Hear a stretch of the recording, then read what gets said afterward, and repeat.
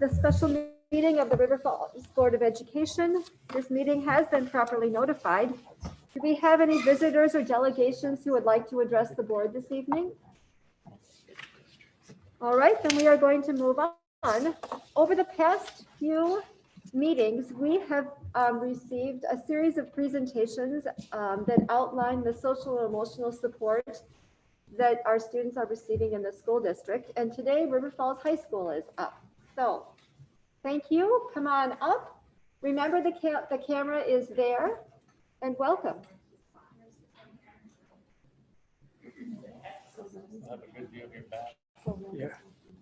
Hello, I'm Sherry Macbeth, and I'm one of the high school counselors. And to start off with, I want to thank you for the action and the consideration that you've taken recently in reducing the graduation credit.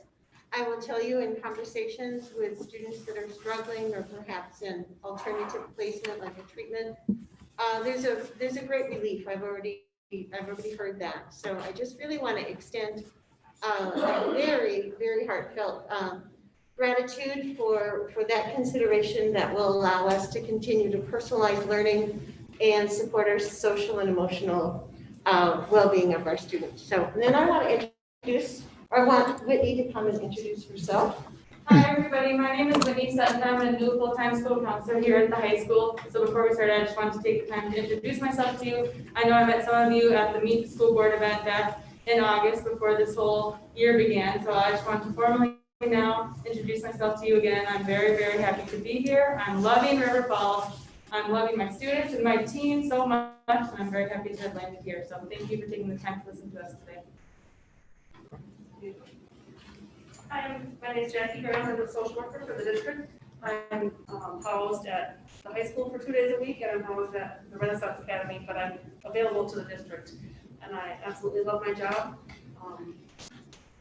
Thanks for hiring a social worker. Thanks for being one. Yeah. Okay, my name is Molly Scanlon, and I am the part-time counselor. I am between River Falls High School and Renaissance Academy, with students between both and doing some structural and systems work this year at the high school. Today, we're talking to you about social emotional services that the high school provides for students. But if you go to the first slide, do I have a clicker? Oh, okay.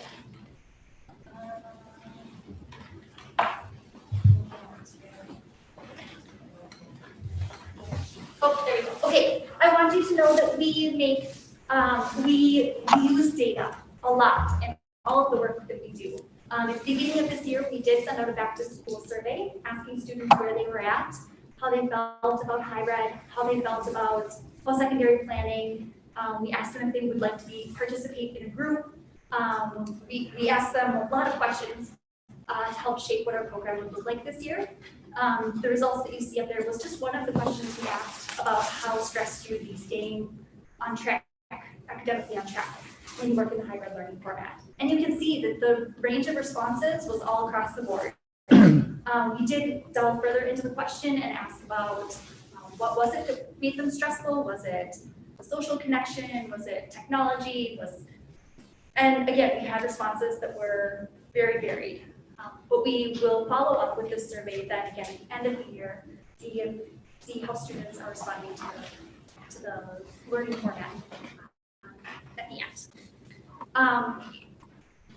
When we originally talked to you about academic standards, we mentioned that there are three areas that the high school really focuses on: college and career readiness, academic advisement and intervention, and then social emotional support and character development. We really feel like all three of these areas are important to social emotional development in high school students. Because without one, a student can be stressed in any of the other areas. So if we look at college and career readiness, for example, a student that doesn't have a plan after they leave high school will naturally be more stressed because they're not sure what will happen when they leave. For academic advisement, students that are failing are going to be more stressed than students that are passing. So all three of these areas, while while maybe separate, and we could talk at great lengths about any of them, they all do kind of fit together. And that might be a little bit different at the high school level than at the other levels, because there is maybe a high stakesness because they'll be leaving the high school in a matter of 4 years. The academic piece is really talking about earning credits when they're college credits when they're in school, making that plan. They're creating a transcript in high school, and so the grades that they earn, while they don't always come in understanding it, by the time they leave high school, they really understand. But that transcript is their record, and most of them want a strong record. Those that don't tend to be stressed out about it.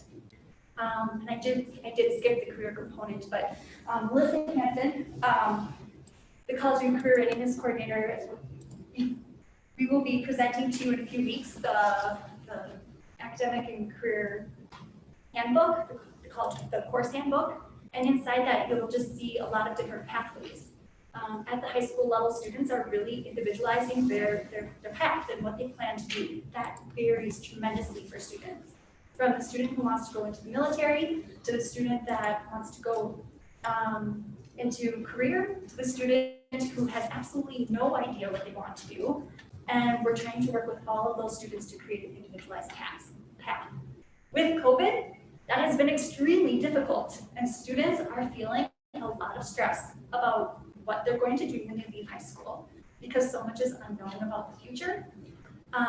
We're doing our absolute best to communicate, but as you know, changes are being made very rapidly. So even something like the college fair that we would typically have in a few weeks, it's different. It's different this year. We can't do what we've done in the past, but we've provided a lot of resources to students to really explore on their own in the virtual world.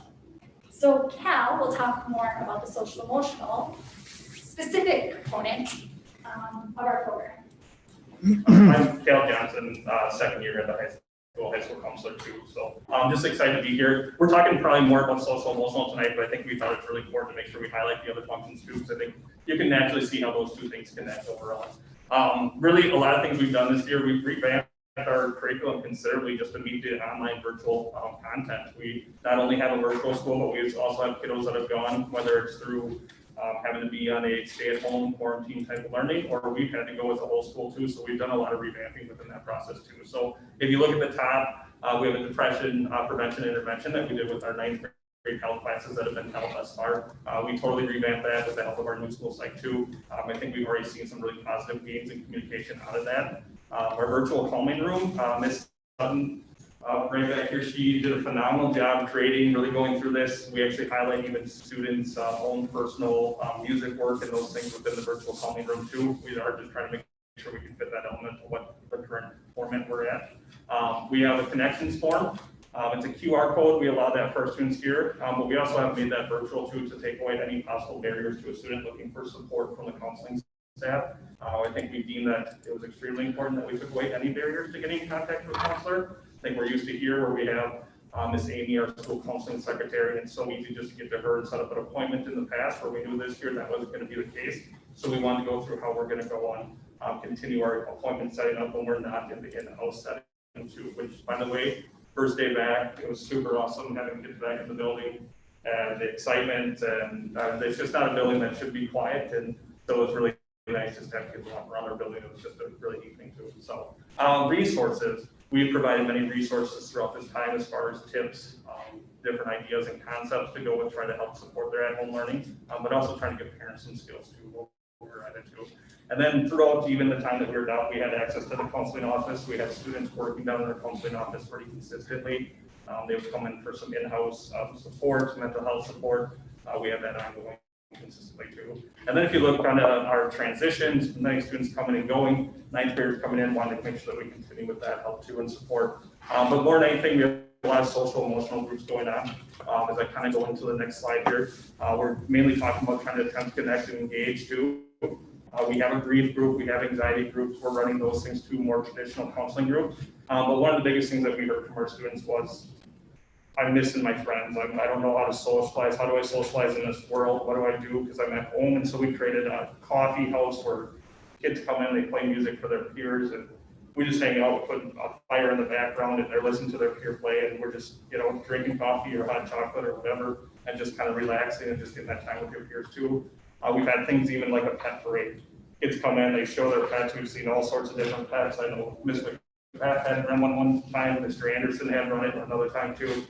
They seem like things at a high school setting that you just traditionally wouldn't see, but we really kind of sat down and said, we got to get creative and find a way just to get kids engaged and enjoying their time when they're virtual or they're here, just to make sure that they're connecting to it. Because we know so much of social emotional. It's just an opportunity to connect with your peers too.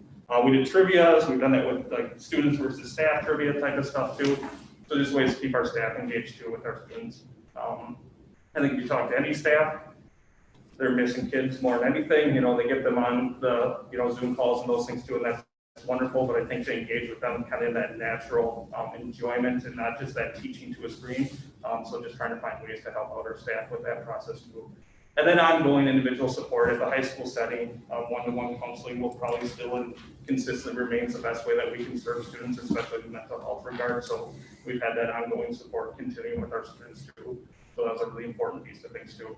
We have Win Wednesday, that intervention time that's proven to be extremely beneficial. We'll talk a little bit about student support teams, but that's been a really important piece to having that additional time to help support our students too. And then consistent ACP updates. Have you guys, anyone seen the Wildcat Minute that we're posting consistently on Schoology? Melissa Hansen has done an incredible job with those. Our kids are getting a 1 to 2 minute snapshot of just the happenings, what's going on.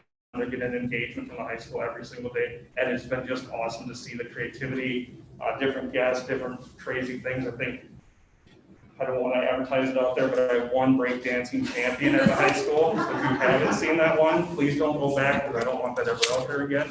But we've just found different ways and silly ways to engage our students and have fun with it, because Miss Brett comes up with the really bad ideas and then makes me do them. So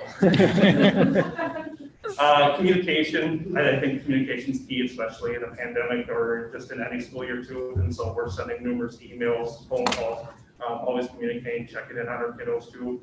I think we were posed at one point this year that social emotional, if you can do anything right now as a counseling staff, reach out. And so we've taken that to heart and just continued those consistent reach outs. Before the year started, we kind of had a transition list into kids that would probably be on our radar that we were concerned and worried about. And so we prioritized those originally while trying to keep our ears and eyes open for continuing with our students that could have some ongoing concerns too. Academic supports, talked a little bit about that on Wednesday. But essentially we kind of have a student's F list. That F list this year has been larger than what it traditionally is. We average, there's 3 counselors at the high school setting. We average about 5 to 6 pages, anywhere between 12 to 15 students per. So there's been concerns there. We spent a lot of time what we call kind of academic tracing. We know that there's a lot of reasons why a student could be failing, but we know mental health and social emotional is a large component of that. So when we use that data, it's to basically see what we can do to help support from a counselor perspective. Students concerned, kind of similar concept with it too, but with the virtual school, they also have a students concern list too, so that we can make sure we're tracking and helping support from that degree also. System supports, if you look at the top of this slide here, this is one of the many different, I guess, committees that we all attend or are part of too. And so we're just continuing to that district-wide supports the things that we do within our district too. Going down below, we have many new community resources. Jackie Graham, our social worker here, has really done a great job communicating and connecting with our community. And so that's been important for us to make sure that we could have those additional resources. I think it's one thing to identify student need, but it's another thing to have the resources that can actually back up student needs. And so having Jackie here and helping with that support, that's going to be very beneficial for our program and for what we can do to help serve students too. And then this is going to look kind of similar to what I already presented, but this is a virtual school. I think we said, it's important for you guys to understand the elements of what it looks like in the high school setting, but also what it looks like in the virtual school setting too. They get the same daily updates that our high school students are getting. It's on Schoology, the Wildcat Minutes, the different communications we have up there too. They're receiving the same type of information. They have access to those same groups. So whether it's an anxiety group, we've had multiple virtual school students attend to be part of our anxiety groups in the past too. And then we have also had the grief group too, that's all been open to them too. And then I've also had students come into our coffee house in virtual setting too. So we try to allow the opportunity. We hear from our virtual school kids that they miss their peers, they want to still have those same connections, but they may have something, that's maybe inhibiting them from coming in, or maybe virtual setting is best for their family. But that doesn't mean that they don't want to be with their friends that they had been with in previous years too. And so having those same groups to have that opportunity has been really, really good. Like I said before, the virtual school has a students of concern tracking list, and that's been something that we've used quite a bit to try to help support the virtual school. They give us progress updates. We work with those teachers pretty consistently. And then as we kind of go into the last slide here, some of that tracking list is predominantly academic, but we have a social emotional checkbox too. If something comes up, we know that, okay, we got to make sure we're communicating and tracking with those kiddos too. From a systems and structure, like Ms. Molly said, we use a lot of our information, a lot of stats to make the decisions that we do. We spent about 20% of our caseload time this year in direct services with virtual school students. On average, we have only about 20 students per counselor, and our total caseload is 350 plus right now per counselor. So we're spending a lot of time in the virtual school setting, trying to make sure we can help with that support, both social, emotional, and academic. So those numbers and ratios are obviously higher, I think, due to us now implementing a new program, but it's something we need to be important to help them support too, but it's definitely been a large chunk of our time spent. And then we do a lot of individual counseling with them too. Question? You mentioned you have 20 students per counselor, and that's in the virtual e-school, correct? Yes. Okay. How many counselors, what's the student counselor ratio in the high school? So our student counselor ratio is at minimum, I think we have 350. I think we have one counselor that has just over 360. Okay. I think there's importance to that number, 1 to 350, not in a virtual setting, not in a pandemic, is already proven to be difficult. I think that ASCA school counselor model says 1 to 250. When you go over that, it feels like you're putting out fires. We're chasing and trying to do as much as we can with that too. But I say that as I was a new counselor 2 years ago, and it was a brand new position, I think I've turned to them many times and said, how did you guys do this with 2.5? And we've had enrollment changes and that stuff too, but 350 plus is what we're each at right now. What's the Wisconsin average? Yeah. The Wisconsin average, I'm not sure at the top of my head. I think it's below 300 if I remember right. So. I can personally attest to working so closely with the student services team that I'm sure you guys are familiar with Google calendars, and they try to collaborate with your time wisely. They are very efficient at scheduling their time. So they schedule in check-ins and academic career planning. Like they're very scheduled. But then on top of the schedule, they also have to respond quickly to the emergency phone calls, the emergency walk-ins. They will also, attest to my time. I stand in line outside their doors, they all have windows, and I peer into their windows because I'm too waiting in line to get onto their agenda because we're trying to, problem solve and be as responsive as we can to families, and we like to also be very timely.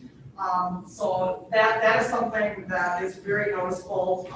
Anytime I pick up the phone, I look at their calendars and I'm like, oh, they're busy for the next 3 hours. Like I'm gonna have to try to run in there and sneak in there and talk to them. So they're very efficient with their time, but they're also very scheduled.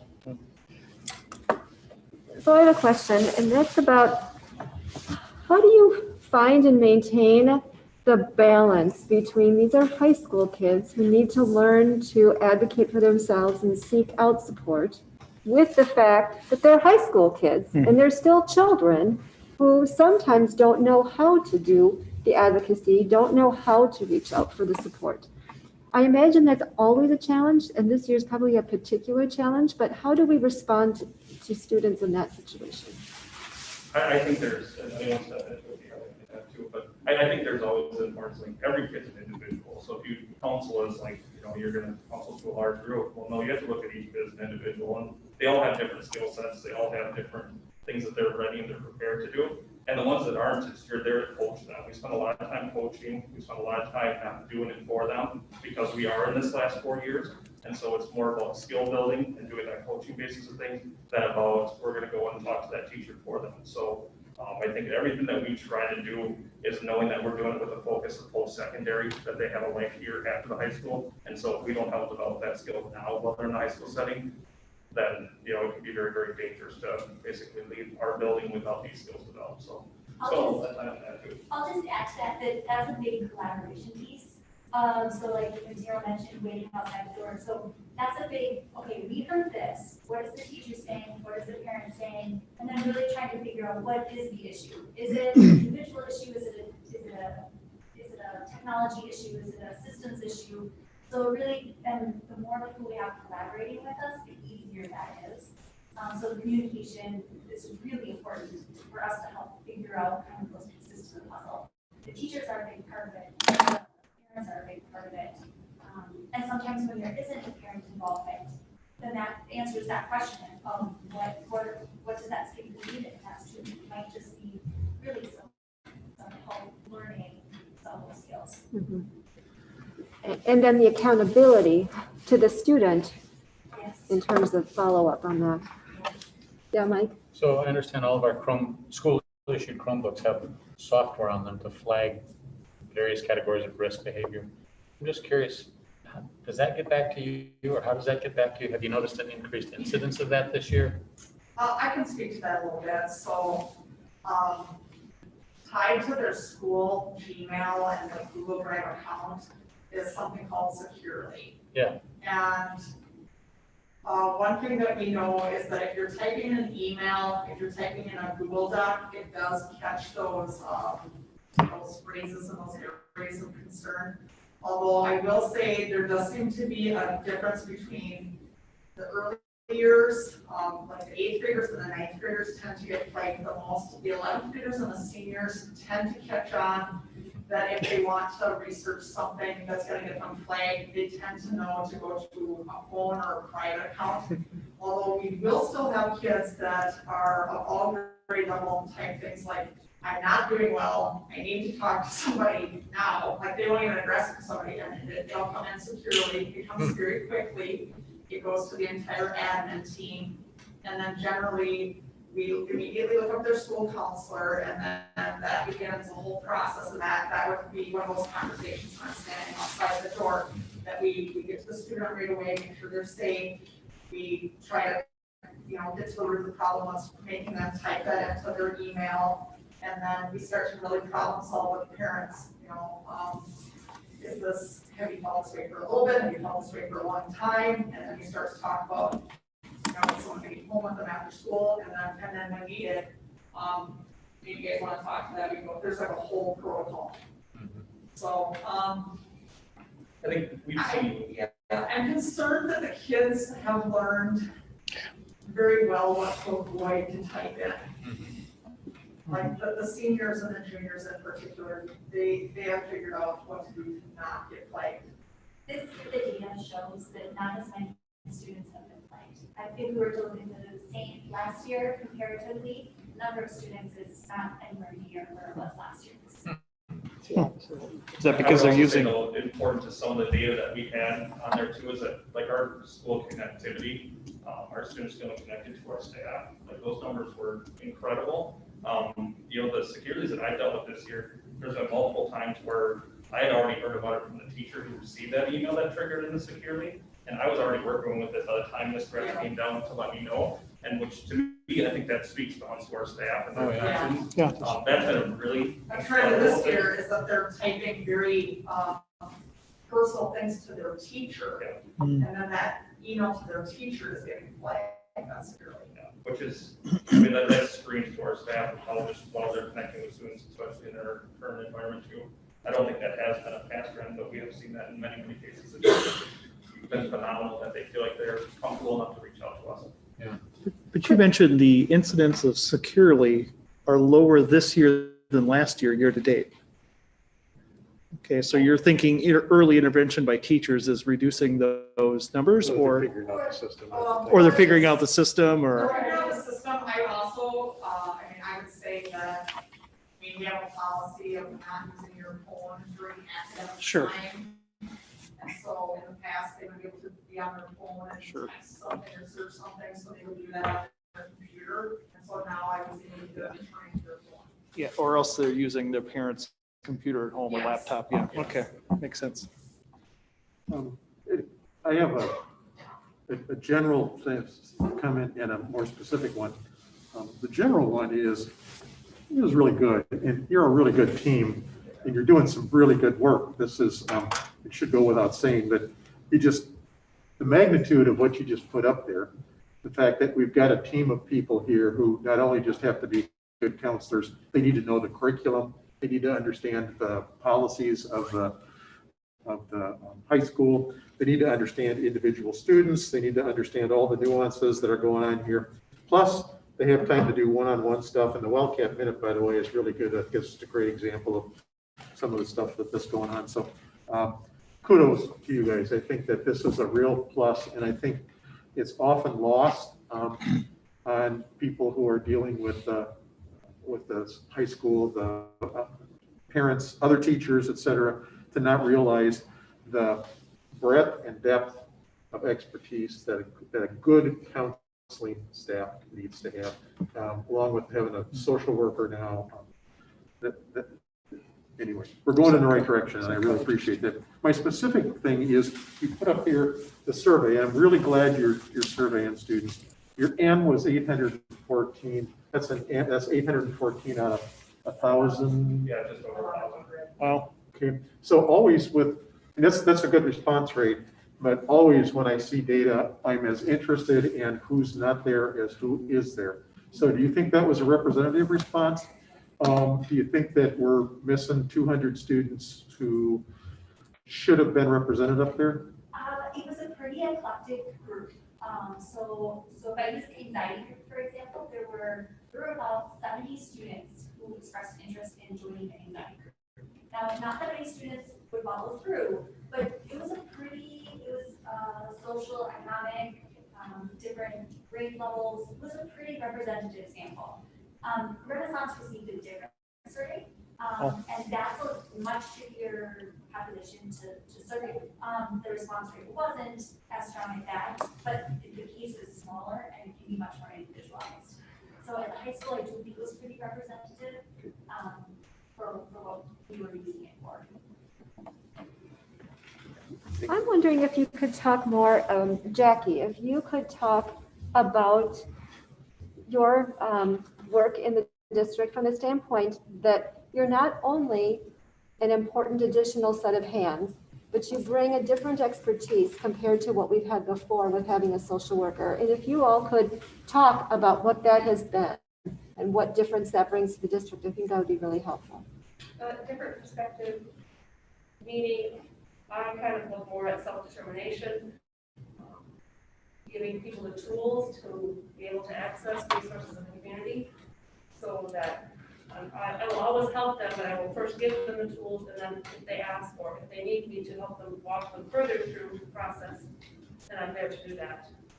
That seemed to be working really well. I've had really good response from parents doing it that way. Is that what you're asking?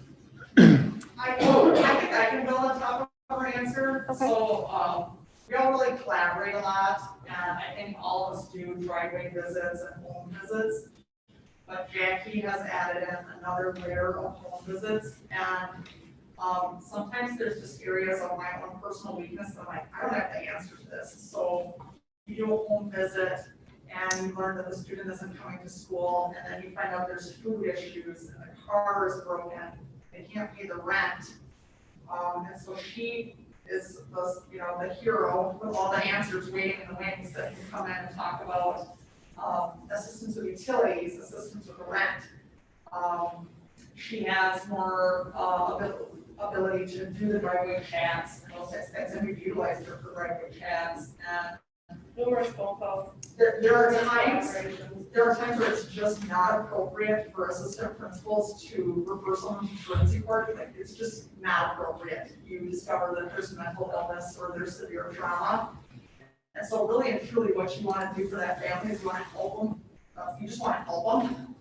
And so you just say, okay, I just want to get you to school, and we just want you to get a diploma so you can move on to bigger and better things, but I need like more help and assistance. So someone named Jackie Graham is our school social worker, and I just talked to her family on Friday, and I said, she's going to be contacting you just to help wrap up the loose ends. people that need, and hopeless issues, Transportation issues. transportation, yeah. Clothes, computers. If I can add to it, it has been amazing. Amazing. To have a collaborative person who, it takes a lot of work to stay connected with the community and to have, even just the county social workers, to have that connection. For Jackie, as a social worker, can have that relationship, I don't have to do that anymore.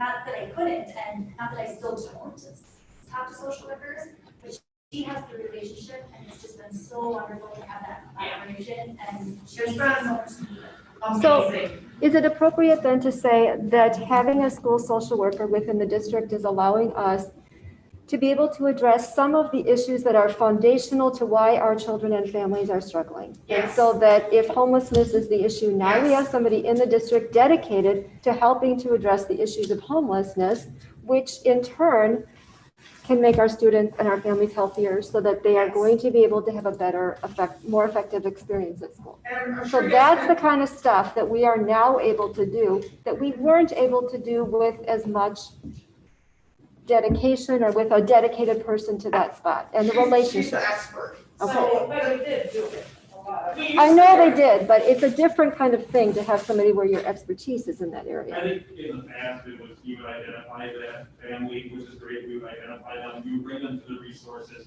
But the opportunity to come back and turn around and walk with them or be a part of it was much more challenging to do. And when you're servicing 350 plus individuals, Jackie allows that chance and that focus with that family to make sure it doesn't just start, because so many things on the county level, they can just start.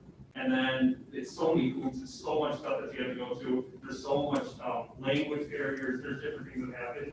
For what Jackie now going through with students of our minority family, any family that we're working with, she's there along the whole step of it. And so we know that follows through happens completely. And I think that changes from like a previous counselor, like rather than counselor in this district for a long time, but sometimes things would stop and you weren't sure why they stopped and you had to restart again. Where now we're not doing that restart and having to get back to, this person and lose a point person. And we're a 2-county district, so it's that much more challenging to navigate. It's hard enough to navigate 1 county. And Jackie, even just navigating our 2 counties, one is so vastly different than the other.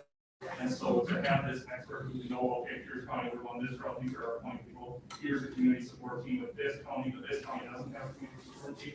To have someone that's an expert in those things is proving to pay absolutely good. It's just in, 6 months of this process. I think for quite a while, the board has understood how important this position is to the district, but I think it's really important for the community to understand how important this is, which is why I wanted to give you a chance to be able to talk about this. So thank you. I think that to pick up on that, this, as you know, this board for a long time had this social worker position queued up in our list of priorities, and we were waiting all the kinds of stuff that compete with a new position, and we finally were able to do it. And so you're giving us some good information back. One of the challenges we've got when we're doing staffing issues is what you folks do is not nearly as easy to quantify as a classroom teacher, for example. We got X number of 4th graders and they need this many teachers and the parents see the kids in the class, et cetera.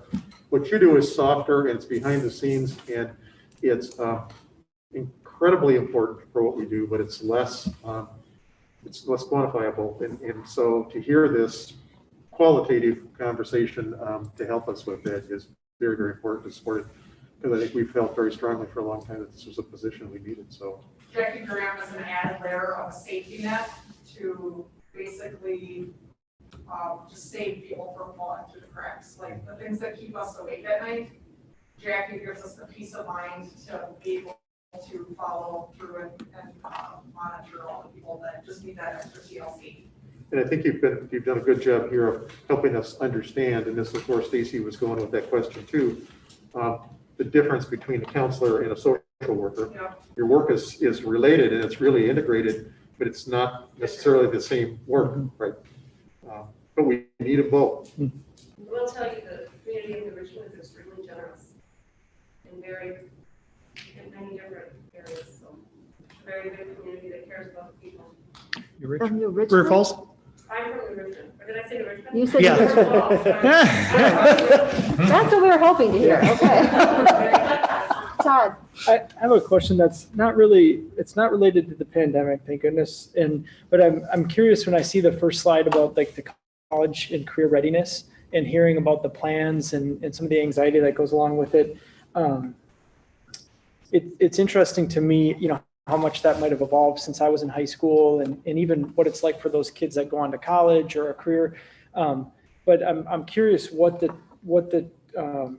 like where the tipping point is between I'm anxious because I'm not prepared, or I'm anxious because I'm so hyper focused on something. I'm just kind of curious what the dynamic is for those kids and how we balance that, because I hear some of those things and I immediately jump to we don't want to put too much pressure on people to be on one track, because, you know, my track changed after college and my track changed in college. And I'm sure that's true of most people. And so I'm just kind of curious where that balance or what you see, how kids navigate that.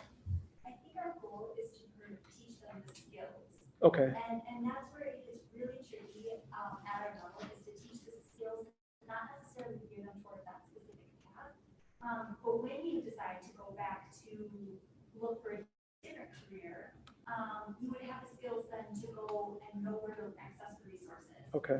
And some students have that kind of support and knowledge base, and other students really truly, if you were to say that they wanted to change careers, they don't have any idea where to go with that. Okay. So I think it is a pretty individual conversation, because each student is a little bit different, but our hope, I believe, at the high school is to teach the skill.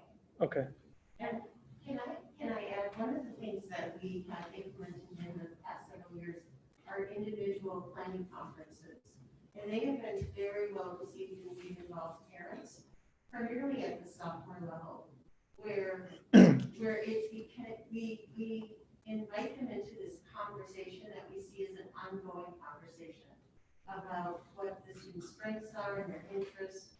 And, you know, it's like empowering the family to just feel really involved and take your time, and it's okay if you don't even know. Okay. When you get up to graduation, you know, it's just this conversation that's like, every student goes about this planning process, and family goes about it differently. And so the parents are very important in that process, and we try our very best to engage, invite, empower, inform parents to be our part of the team. We also, on top of the sophomore meeting, we do another senior planning meeting with our students really at the early, you know, I think they were September, October, as they're starting to make those other decisions too. Because not to mention, we have the information from the sophomore meeting, but we want to see where they're going to. And so if they're right along the process, they've already, attended, they've done their visit, they have their applications in, awesome, that meeting's pretty quick, and we just get to kind of celebrate where they're at. But if they're not, we really got to get a really good basis between the three of us to make sure that we know, okay, here's our students that need more additional support. Here's how we use ongoing stuff too. We wrap that around those students too. I think each have about 80+ seniors. And so your hope is that more than half of them are already going to be in that application process, and we've kind of gotten everything going the right way. And then the ones that are not, we want to make sure that they have the social support to continue in that process too. Okay. Thank you. Yeah, I glad to hear that. I just know it can be kind of a tricky, you know, which way do you tip that scale? And you know, for some kids, it could be anxiety one way, and some it could be because they're pressured to do something. So I'm glad to hear that there's, you know, pretty unique and flexible way to manage that. It's always a really, really tricky conversation, because some students are ready and they know exactly what they want, and exactly where they want to go. Yep. And they have a lot of support. And then other students are just, you know, they're thinking about tomorrow. Sure. And so it's a pretty tricky conversation. Yeah, I can imagine. Cindy. Yep, Jackie, I know social work is notoriously a thankless profession, but you just got a whole bunch of them, right? Lots of kudos, so I hope you put those in your pocket for those days that you need them, right? for that little uplift. So, and if you didn't, we can write them down for you, and you can just carry them, whatever you need. So thank you, that's been a great addition to our district. I have one question about, are you seeing similar or different needs between our virtual and our face-to-face students this year? Because we all kind of work on our own island or college students, so I guess we just spend time talking about it. mine are pretty similar, but I think that's because in the high school, we've lived quite a long time now in that virtual world. And so I already been a hybrid person, so I think we've seen similar tracks of it. A lot of isolation, a lot of anxiety, a lot of transitions, a lot of worry about that next bit. I think that's been probably pretty consistent with people. Well, I would add that we followed, for the most part, we followed our students over in our caseload. So we already have relationships. Oh. You know, the seniors that I'm working with, I've been working with them and their parents since they were in 9th grade, so I know those families. So it's very, very similar. Now, the 9th grade, they're more unique to us, getting to know them. And I would say it's very similar, though, the issues of helping them to engage and to really kind of invest in their education would be some of the issues. Ninth grade, I would say realistically have been my largest personal challenge because they're the ones I had a pre-existing relationship with. The 9th grade was brand new and virtual. So we've done things like we created videos so you can see our faces. A lot of our messages are videos and recordings, so we're trying to get that out to them too. We do a lot of just reach outs via email to check in and that type of stuff too. I think it's a lot of times that even like the parents and families, I communicate with parents, and I think just this morning it was along the lines of, I didn't know if you can communicate an email with my son back and forth this whole time. Like, yeah, that's been part of it, and they don't necessarily see that email communication happening too, but we've tried to do ways that they can still see our face. You know, in the video conference call with them can be more challenging, but.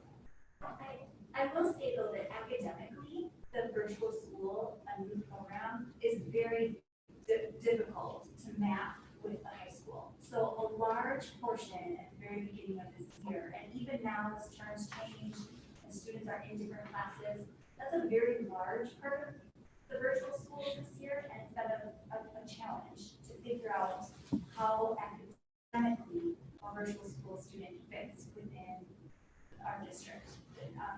It's not a perfect system.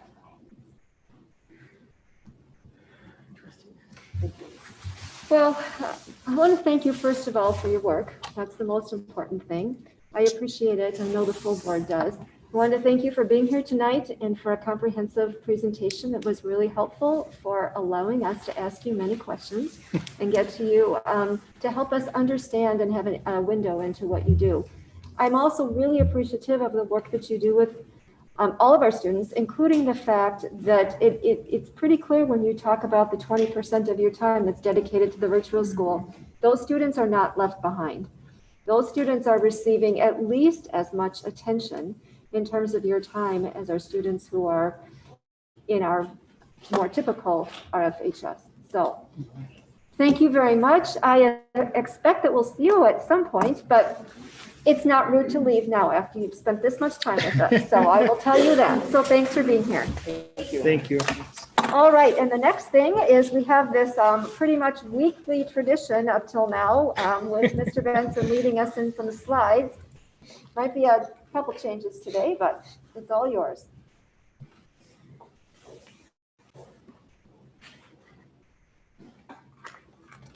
Couple of tweaks here. Get a reminder where we're at with our social emotional support teams providing presentations. We've got a couple more groups coming up.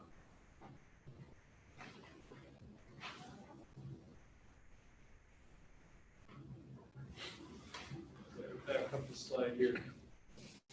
We gotta tweak this, don't we? The 18th Yes. It'll be the will be the, what, 25th? 25th. Aaron, help me communicate, help remind me to communicate that to all the right people. The St. Croix County website.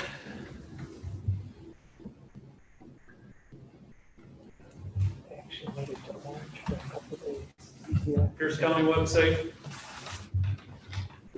We certainly like to see that the vaccines are growing in number, a long way to go, obviously. Jamie, do you know if people are vaccinated, like in Minnesota, will they be on, they won't be on the Pierce County one? That's just the shots given by Pierce County, right? It's the shots administered by Pierce County alone. Okay. Got it. hearsay whether or not somebody that lived in Pierce County though somehow got their vaccine because they worked in a neighboring. Exactly. I honestly, I guess I can't say for sure, but I believe these are only the Pierce County administered vaccines. And I would think. I'm pretty sure of that. That's correct. That's what she Makes told sense, us. yeah. That's what I would think. I was just curious, because we have to have a lot of healthcare workers that work in Minnesota that would be also vaccinated. Or even in another country. Mhm, right. Positivity rates, I'm gonna show that slide, that's cumulative. We'd love to see that, those numbers continue to stay low, but obviously they're low because we're early in the month of January. And then I'd like to just kind of skip past this one and go to this. And for the sake of space, because we are now at, what is it, Aaron, week 11? 12 weeks worth. This goes back to October dates and so on. I'm going to jump forward because of space on a PowerPoint slide. We now had to break this one into a 2-pager. We'll make sure also, Aaron, that your spreadsheet behind the scenes to create this slide, let's make sure that we're linking the full sheet on our website. And we can provide that to the board and so on, so that you can see all of those weeks together in one place. And within all of those categories, I can't help but be drawn personally to looking at, the averages and then where are we at here today in relation to those averages.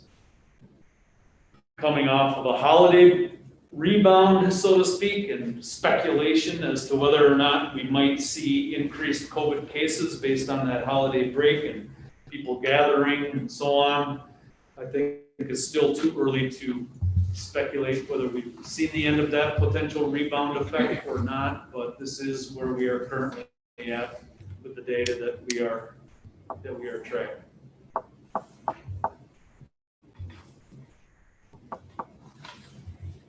This is kind of the game summary sheet where at the top in the blue area, this kind of serves as a reminder today. We are back with 9 through 12 back in our hybrid model.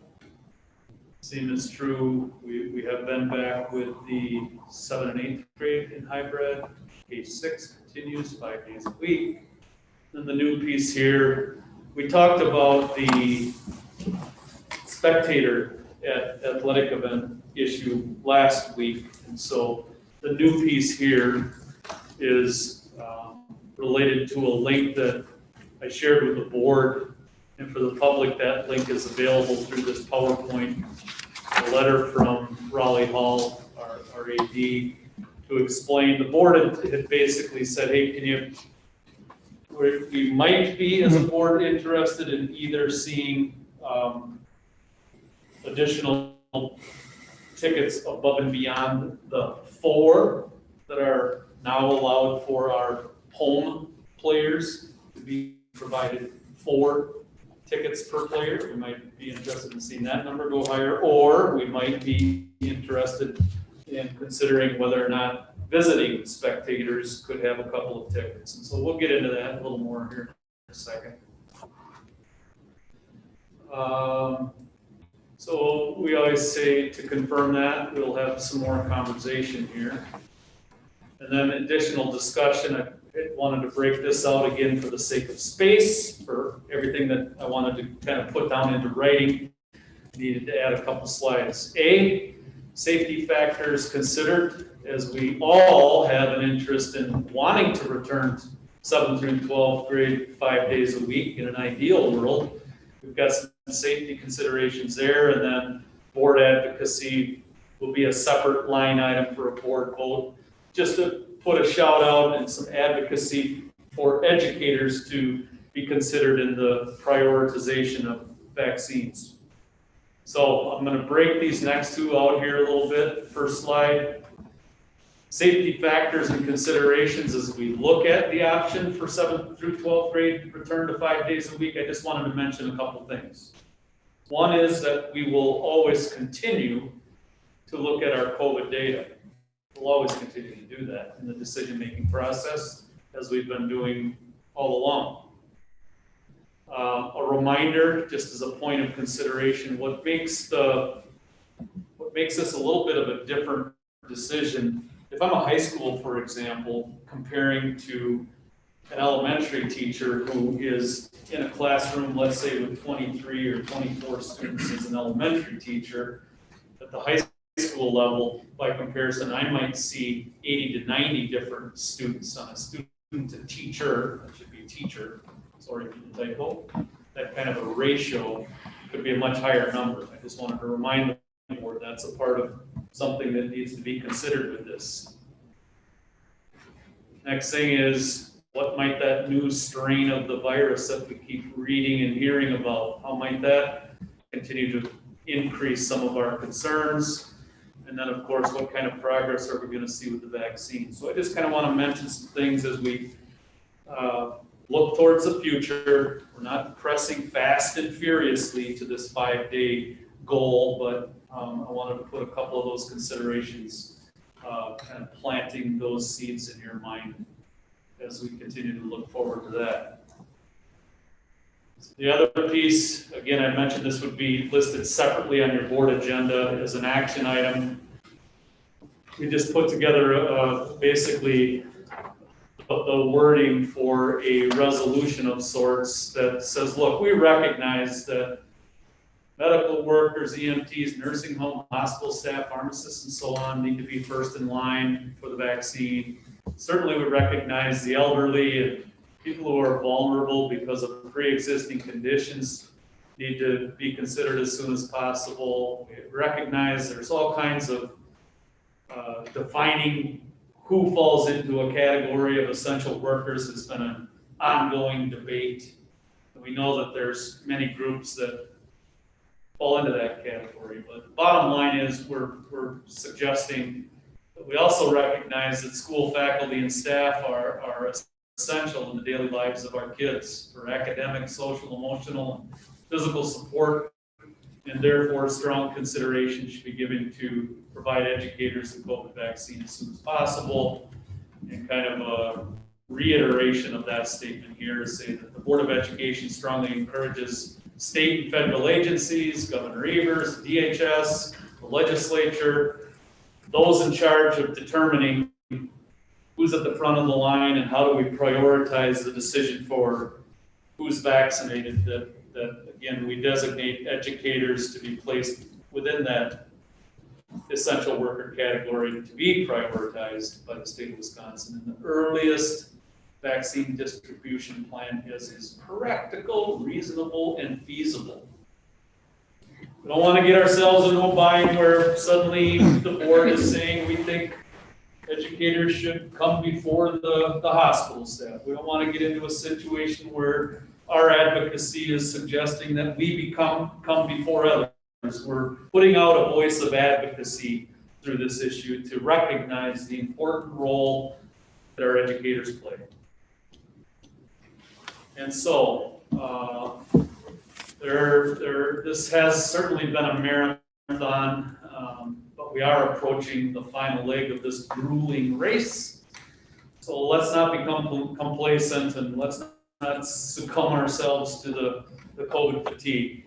Stay home when you're ill, physically distant, wear a mask, sanitize, do all the things that we have to continue to remain vigilant in the coming weeks and even months before we get to a point of that vaccine really obtaining what many would call herd immunity. We're a ways away from that. We have to remain vigilant.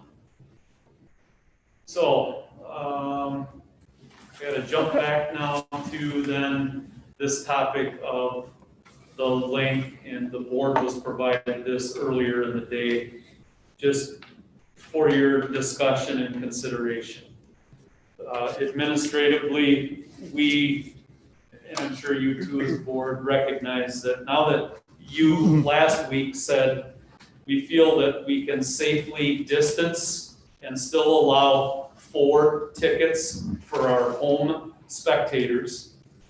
On one hand, we recognize that there are parents from other communities that want so desperately to also watch their sons and daughters participate in these events. They want to come to our house and be able to watch their sons and daughters participate.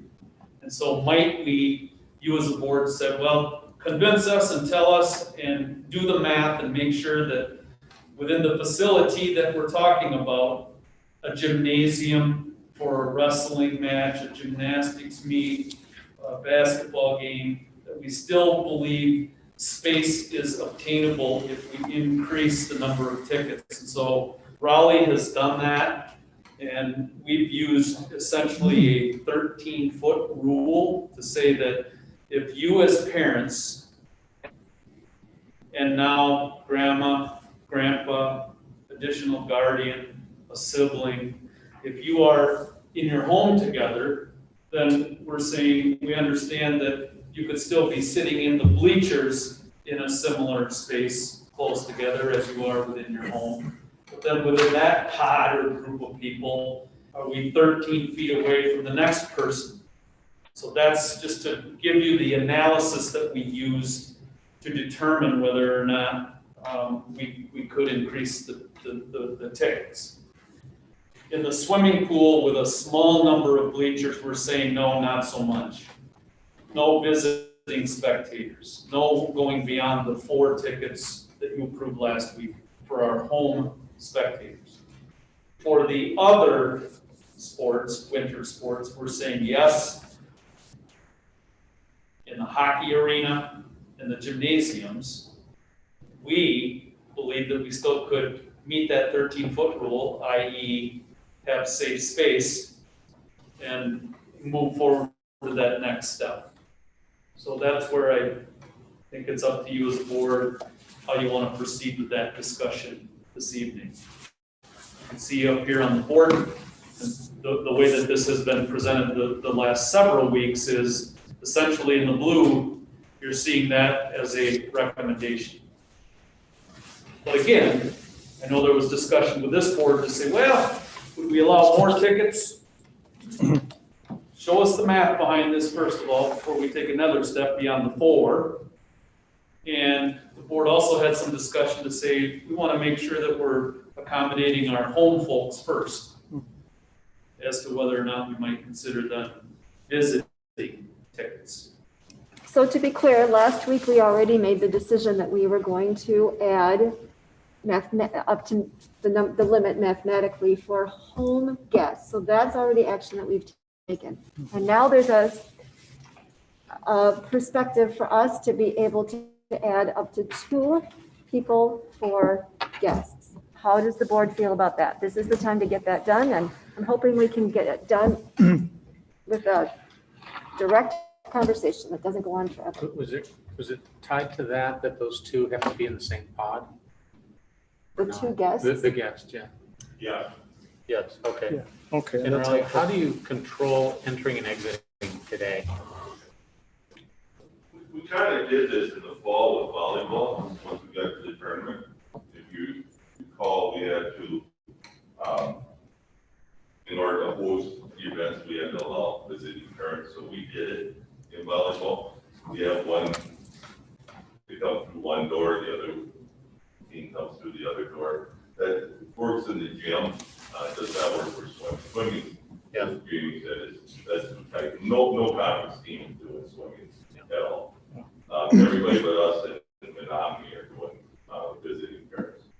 The gym will be a little bit different for basketball than volleyball was, just because of how we're spreading out our team. Our team is back and forth, and they're not just straight this straight line. But I was over there with my ruler and my math. So teams are not sitting as you traditional would see on a sideline of a basketball game, one chair next to another chair, next to another chair, sitting on a bench, so to speak. Raleigh has them all spaced out and even staggered into 2 or 3 rows, that even those sitting on the sideline, athletes sitting on the sideline are staggered and spaced out. Right now on the north side, kind of one basket that we could use, we're not even pulling that out right now. We could still use the upper running track. Hockey, David is a hockey parent, and we talked about it in the last one. With our fans there, half of our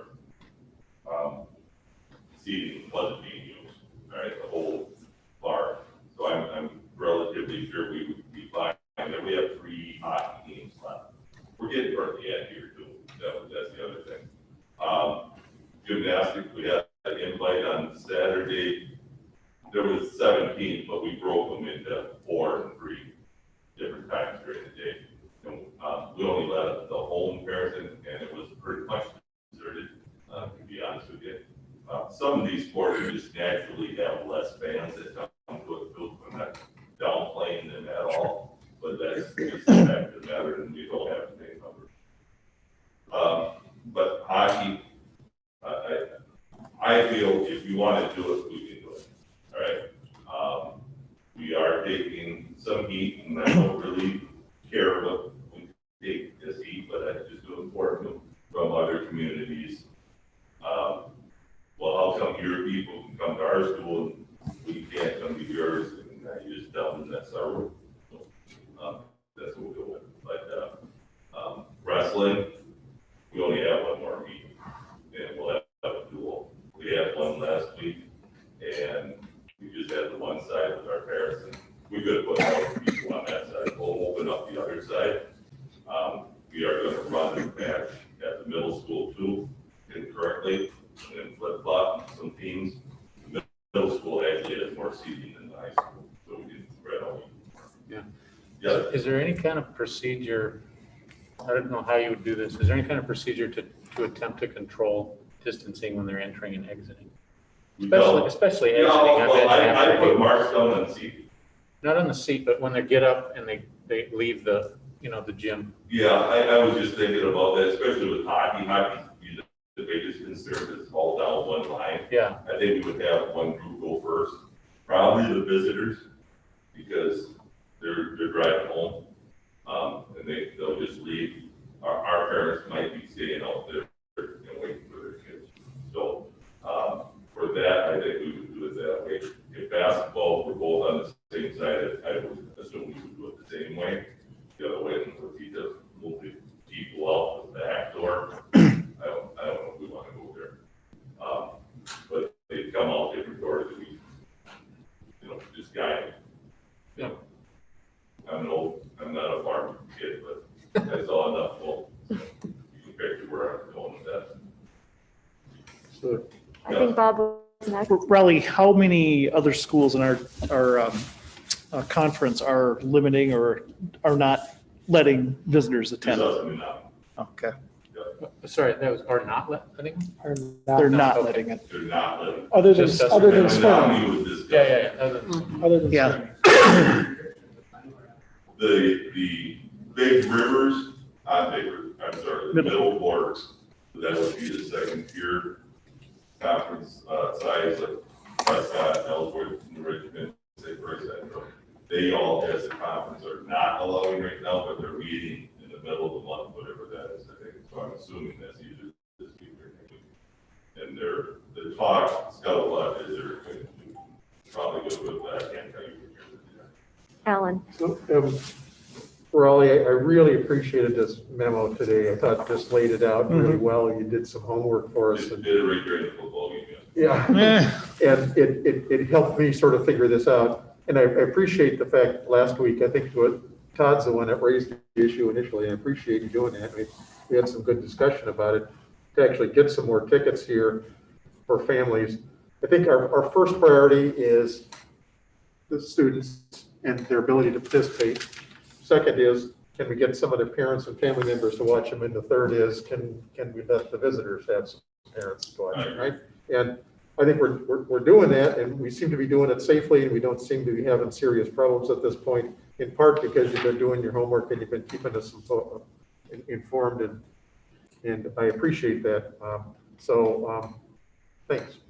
It works when you have cooperation, and we have had cooperation so far. And, bumps along the way. Yes, Todd. I just was going to say I'd be supportive. I was supportive last week. I'd be supportive of us adding especially now getting maybe a better actual physical sense for some of those numbers. I mean, I've seen in the events I've watched online, where I can kind of gauge what I deem to be quite a bit of space, but I'm pretty comfortable based on what's laid out that we're still looking at it with a fairly conservative lens. If we're talking about 13 feet and still fairly restrictive. The one other thing would be, you said there's only a handful of home events left for a lot of the teams. To me, it would be great if we could tackle, or maybe we already have tackled the idea with volleyball, that if the WIA still is of the opinion and stance that if you want to host a home playoff game under their umbrella, that you would have to allow 4 tickets for each player, which would be a step beyond what we're doing here. Is that correct? Yes, we did that for volleyball. But that's the same now if we're looking at like, Soccer. if the hockey team is hosting or the basketball teams are hosting for whatever reason, we would be looking at that same thing. So anything we do now would have to have the flexibility to add that into it as well. When we do the seats, whether it's 2, 3, or 4, and I know much more people reading, but I always look at it as areas. Sure. Right? Yep. So for hockey, if there's 20 kids on a team, I'm looking at 20 areas. Yep. And that's 2 people sitting with 2 people in front of them most of the time. All right. So they're just in a small pot. They gotta be, where they can be together. In fact, I told them last week, just siblings. I wasn't at the meeting last week, so I might have to readjust my comments to that. But right now, this last week, we let a couple of them in with just siblings. And then what we stressed to them is we don't want to bring a friend where now I have to have another pot. Yep. Okay, where they really should be sitting together. Sometimes they can even be within the family, where they shouldn't. Is that now I have to find more pots for them to sit. I can find 20 hockey pots. I probably can't find 30. Okay, so that's important. Let's have Cindy. I really appreciate the time that you've spent putting in figuring out how the space in each of the facilities, right, and what we can do safely. So I have 2 really quick questions. It sounds like you feel comfortable that you can enforce, because it's really going to fall back to you, right, that you can enforce the masking and you can enforce the distancing. That's one thing, that you feel comfortable with that, which based on your memo, I would hope that's the case. And 2, I'm assuming also that we have the fresh air circulation in all of our facilities. We don't have a building that has just. Yeah, we do. I was doing hockey. Very cold. So, it's very wide open. Cold. I know the high schools do. I mean, we just got one, so that part of our last referendum was something to increase, improve our. And the ventilation and everything. Everything is here now. Unlike the fall where we were outside, we were at the football stadium, the soccer stadium, all over. Basically, we're all right here except for hockey. Right? So, and our gym is pretty nice. It's pretty wide open, with the upper running track, the extended gym that we don't use for games, but it's more air going through the whole thing. So at this point, do we have a motion to confirm the continuation of the present learning environment with the addition of 2 tickets for visiting spectators? Thank you, Alan. Is there a second? Thanks, Rob. Any further discussion? Okay. Cindy, I'll start with you for a roll call. Yes. Yes. Ted? Yep. I'm saying yes. Yes. Alan? Yes. Bob? Amy? Yes. The motion is carried. Thank you very much. All right, so Jamie has already alluded to the fact that right before the board now is a resolution to send to the governor and the state legislature, simply advocating for our people as educators and their ability to be vaccinated, because we think that, it's a game changer. If we can get our educators to be vaccinated, that makes a big difference for our students, our families, and our community. So have people had a chance to be able to read through that? Okay. Is there a motion that we would affirm that and then send it off? Yeah, one second. Okay, thank you. Any discussion? A roll call vote. Amy, I'll start with you. Yes. Bob? Yes. Alan? I'm Yes. saying yes? Yep. Yes? Yes. Yes. The motion is carried. Thank you, everybody. Easiest vote yet. So Easiest. it's a different kind of year for the WASB convention, but one of the things that remains the same is there will still be a delegate assembly. Bob is our representative. I would say there are 2 things about this. First of all, historically, what we have done as a school board is to empower our delegate to vote in the best interest of the school district. We have the option to direct him to, that we would go through and give him direction on each individual resolution. That's typically not what we've done. I know that Jamie has reached out to Bob and has provided some background in terms of how to identify what the best interest of our district would be. I personally feel comfortable with that because I think it's wise to go in empowered to vote in our best interest, considering there could be amendments made on the floor and further discussion. So at this point, I would move that we give direction to Bob to vote in the best interest of the River Falls School District. Is there a second? Second. Thank you, Alan. Any further discussion? So just, I had a couple questions as I read through some of those when it went out. Particularly in regard to the one about sales tax. Is that something I should just follow up outside? I mean, I don't need to take up time now, but I mean, is there somebody who I should follow up with, either Jamie, just to learn more about that, or? Jamie's our expert. Okay. Yeah, the general concept is, I think it's Illinois and Iowa has such a tax in place.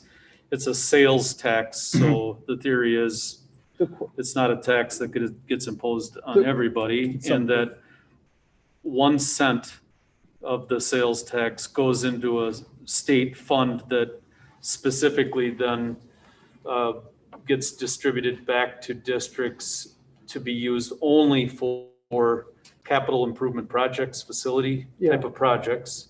And then theoretically, it would reduce the number of referendums needed to be held, which drives up property taxes. In a nutshell, I'm curious about the control of the money. If, you know, like I have less faith in something like this working well for our district if it's a statewide thing versus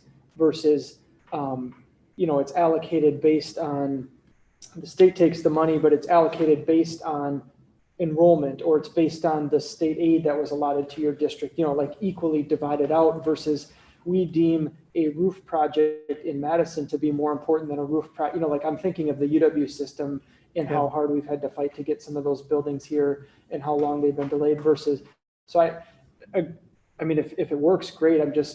I'm curious if somebody knows the logistics of how that would work, and how the money would be divvied out around districts, or if all of us are now pleading our case to this fund for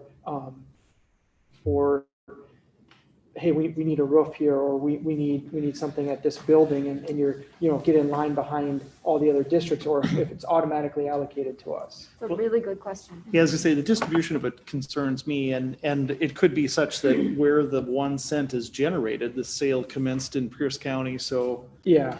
Or It the occurred to school me too. district, or Yeah. how it is, that concerns me as well, because the UW system's a poster child for allocation issues. Yeah. The other thought, I actually had a thought on that specific one too. And it was, I would fear that if we had a sales tax that was somehow channeled to the school systems, politically, it would be used to say, well, now we don't have to fund these other categories of school funding as much, because we have this other category now going to the schools. And I think that's why periodically, every couple of decades, there's major school refinancing, restructuring legislation, because that creep reaches in. I've heard that this is working in Iowa and Illinois, so I'd like it. I think, though, what I'm hearing is that in the conversations, we would like Bob to represent that we would like local control. And there's got to be local priorities, because on the one hand, it'd be nice not to have to worry about having to do big bond issues all the time, because we can't control the money. The other challenge is in the UW system, if we're using it as an example, is if we're going to save up this money and do it, the legislature has been notorious for taking money away from the UW system when they try and save up money. So you can't set money aside in the UW system where the legislature will take it. You just got to spend it when you get it. There are all those kinds of things that we have a bad history of in this state that could count against it. But it might be an idea worth processing. The other question I had is, what do they mean by 1 cent? Sales tax, I mean, is usually on a percentage basis. Yeah, to me, that means like one 1%. hundredth of a percent, like. 1/100 of a percent. So, or I don't know if it would be 100th or a 10th, I guess, but, you know, like I'm thinking about the stadium, you know, if you went into the 5-county area when they passed the stadium in Milwaukee, it was, you know, the 5.5 becomes 5.6 in those 5 counties. And I guess I guess I interpret it as 1%, 1 cent. I think of it as 1 additional percent. That's how I envision I it. think That would be That's huge. huge. Oh, yeah, it's a huge. lot of It's money. huge money. Yeah, absolutely it is. I mean, they built the baseball stadium Yeah. on 0.1%. That's why I was surprised at the amount. But the challenge for us here is that a good share of our discretionary spending money in this county happens outside the county. Yeah. In fact, it doesn't even happen within the state. So Yeah. that would be a challenge. Whereas down around Milwaukee, a good share of that is regional money that's staying in the region.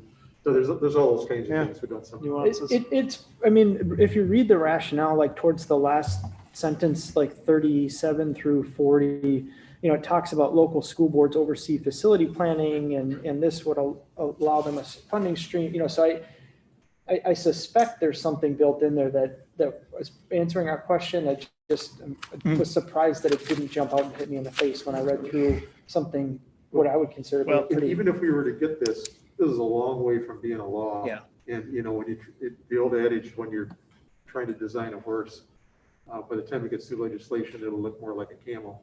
Okay. Yeah, so- it's What not this good does final is it's result. setting the lobbying direction for the Yep. WASB lobbyists. So Okay. this is Not right in the not, bill. This is the very infancy stages Yeah. of. But that would be, I mean, out of all the stuff on here, I read through a lot of it. Broadband access and this one were the two that really jumped out and Yep. hit me in the face Yep. in terms of, you know, I'd really like to know what that means for us. In fact, the broadband access, I've written both of our local state representatives just on my own behalf, not the district yet, but every politician that I saw running for office this last fall was in favor of broadband. I don't care if they're most conservative or the most liberal, Yeah. most conservative Republican, most liberal Democrat, everybody seemed to be in favor of broadband. So now what I've been telling them is, so we're expecting something to get done. And it better happen this time. And if the COVID hasn't proven to us that remote working works, and that could be good for rural Wisconsin, that we don't necessarily have to bleed people into the urban areas for the good jobs anymore. They could be located here, but only if there's robust broadband. Yep. And we're a long ways from having that in Wisconsin. Yeah. And we need some bipartisan effort on that. That's got to be the true bipartisanship. so thank you. At this point, do we have a motion? I'll move. Thank I'll you, second. Todd. Thank you, Mike. Any further discussion? Do I abstain? No, Oh, no. good. Direct yourself. We always, as a board, owe a debt of gratitude to the person who is the delegate. And I think when it's virtual, it's a double debt of gratitude. So, all right, all those in, I have to do a roll call. Cindy? Yes. Todd? Yes. Mike? I'm saying yes. Yes, Ellen? yes. Bob? Yes. Amy? Yes. All right, the motion is carried. All right, we are going to move on to letter D, and that's that the board has already had discussion about the potential to approve a financial commitment of $30,395 to the Kinney Land Trust for the purpose of improving access and/or improvements to the school-owned forest property. This is money that has been in a designated fund for this purpose for decades, or at least a decade, and it is now time to disperse it. So I'll take a motion and then we can have more discussion. Do we have a motion, please? So moved. Thank you, Alan. Is there a second? I'll second it. Thank you, Cindy. Questions or comments, additional information? So I just was going to clarify this, and I think mainly for, I guess, just to say it out loud for people in the public, the way I understand it is our portion of the funds, the closing is going to happen sometime here in the next month, and our portion of the funds then are going to be used essentially for whatever development comes down the road. You know, we're committing our funds to to the future development of that site, for our use or use collectively by the group is effectively what we're doing here. And that's kind of what we've been earmarked for, so. Correct. And so when this is done, not only will the Kitty Land Trust have acquired this land, but there will also then be an investment toward the first step in terms of developing it so that we can have access for our students and for the community. So two things will come out of it, getting the land and then the first step, which is terrific. It's been a long time in coming. Yeah. So we have a motion that's been moved and seconded. Do we have any further discussion? I'll take a roll call. Cindy? Yes. Todd? Yes. Mike? Yep. I'm saying yes. Alan? Yes. Bob? Yes. Amy? Yes. The motion is carried. Thank you. Do we have any proposed or future items for upcoming board meetings? This is just to piggyback off one side that Jamie had earlier. One of the considerations for the 5 days per week at the higher levels, you had in there 80 to 90 student contacts per day.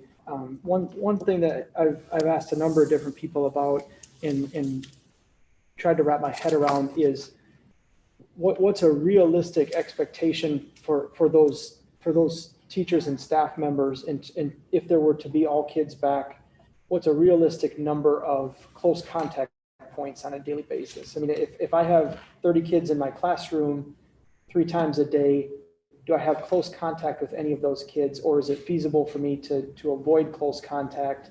And what tweaks would it take to, like, kind of the normal teaching method, or is it feasible for our high school teachers to do that? It is on 80% of our classes versus the other 20 where it's too hands-on or too interactive or whatever, space doesn't allow it. One consideration for me in looking to have those high school kids or the 7th and 8th graders come back. 7th and 8th grade is probably more of a cohort like 6, but the high school, it's tougher to do. If I knew what those actual close contact points would be with kids, if they're in the hybrid versus how that would increase. I understand the number changes of people that you come in contact with, but what is truly a close contact, or is there a feasible way to teach slightly different, but allow all those kids into the classroom, would be helpful in terms of understanding what the risk is to the staff and the teachers in doing that. You're looking for something similar to what choir was as far as how many feet and how much a particular room would hold. And I don't know that I'm looking for quite the same breakdown of like, okay, Sure. we've got 13 feet, because I think that was more student to student. Yeah. I think the teacher in that case had almost removed themselves to say, I'm not having close contact with any of those Sure. band and choir students. Those are kids Yeah. not being closer to each other. I think we would have to be looking at sacrificing some of that distance as a per student basis in terms of close contacts. But in regard to the staff piece of it, I'd be curious to know if we think, or if the people at the high school think it's feasible that a teacher could make it through a day without actually having close contact with any of the students, what's deemed to be close contact for quarantine purposes, if there are hybrid, which is existing right now, versus what it would be if that's 5 days a week. That would be one of the bigger considerations for me, and something I'd be curious to know if that's just a hope I have that we can achieve something like that, or if it's not. So if I'm hearing you correctly, that's an item that you would like to have added to the list of considerations as we move toward that. But in order to consider it, there would be some data and more information we need. So, or just even like a feasibility from, we've, maybe Kit could answer that question, knowing more about how the kids work in the classrooms and things. But to me, that would, if we could clear that hurdle, that would make me feel a lot better about the conversation about high school kids in 5 days a week, or some of those older grade levels in 5 days a week. If I didn't have a sense that it was adding a whole lot of burden to the staff in terms of close contact quarantines or exposure, risk exposure. I I think it would help advance that conversation in my mind. It would bring some concreteness to the risk. Yeah. And so could we say that at the point at which administration feels as if they have that information, that they would bring it back? I guess my point is to say, I don't know that that's going to come at the next meeting. No, I agree. Yeah. But I think when they have it, that Yeah. we'll keep track of Yep, it. it just Get some occurred to time me to when I saw, Yeah. that 80 to 90, it just occurred to me that I mean, in reality, I would hope we could make that number 0, but if somebody looks in and says, no, you can't make it 0, then I'm weighing that decision differently from a staff perspective than I would otherwise. Absolutely. Thank you. Do we have other items? The River Falls 4C finding. The River Falls, that's on our That's next going to be F&F going to agenda. F&F, so that's already on a future agenda. All right, well, so we're going to schedule meetings, and at this point, we have been meeting virtually with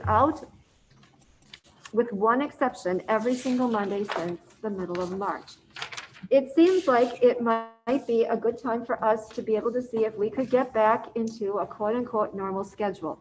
So Jamie and I are proposing that come February, we actually try that. So because we have important work that needs to get done, and we have relied on our committee structure to get that work done. It also means we don't have to come every single Monday. We can always call a meeting if necessary, and our administrators don't have to be here every single Monday. So if there's support for that, we will go back, we will try that in February. So at this point, there will be a board retreat on Thursday, January 21st at 6 o'clock. The next regular board meeting will be Monday, January 25th at 6. Recognize that that's a change in date. It had originally been the 18th. We are changing it to the 25th. After that, there will be an ed program meeting on February 1st at 6 o'clock. On February 8th, there will be a Finance and Facilities Committee meeting at 6 o'clock. There will be on February 8th, a personnel meeting at 7 o'clock or immediately following F&F. The next regular board meeting will be February 15th at 6 o'clock.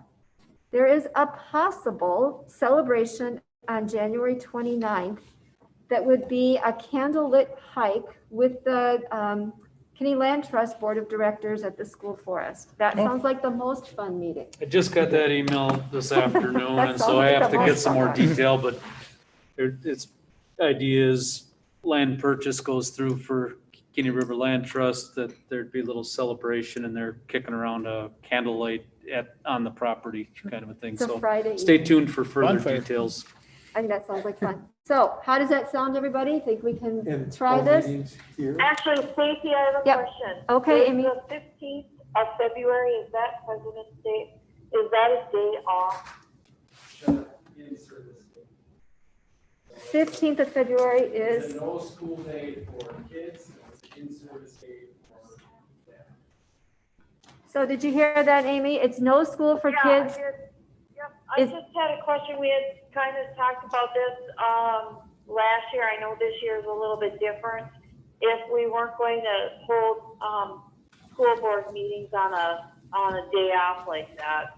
I'm just reminding you, so I Yes, don't know well, if we wanted to move it to the 22nd or if we wanted to keep it on the 15th. that's why we changed next Monday's meeting rather than meeting on the 18th, because that will be Martin Luther King Jr. Day, and we decided that. Yep. I'll tell you, I could go either way. I'm a bit reluctant to go from meeting every single Monday to then have 4 weeks pass. Yeah.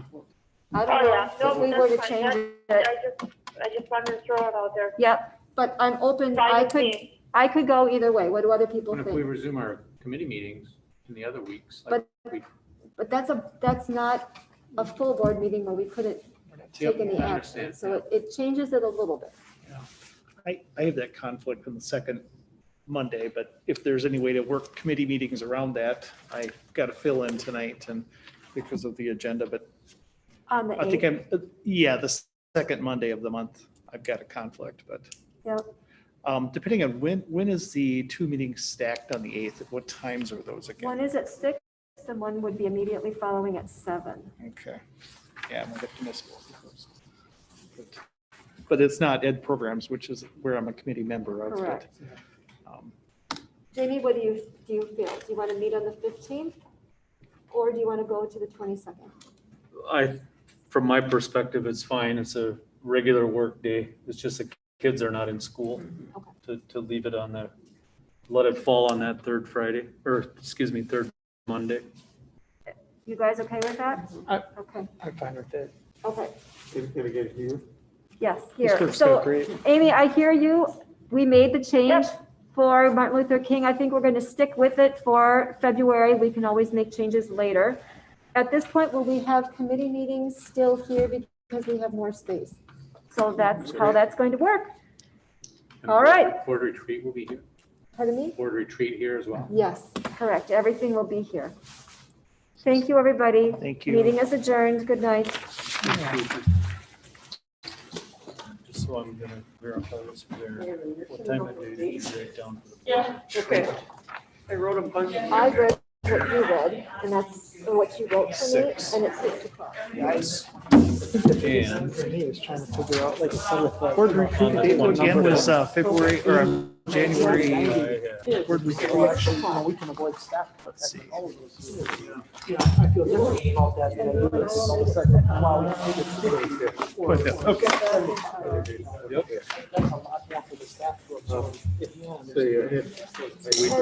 We did say sorry, I just was writing and not listening. That we Yeah, did I was say- looking at that. Yep. That's what I announced. So- Well, right now you might only have You know, 12 kids. in the classroom. Hybrid. Good. Perfect. I'm taking the days off, so I can just slot them all. Something else. So- From 6 to 5 days a week. You got it.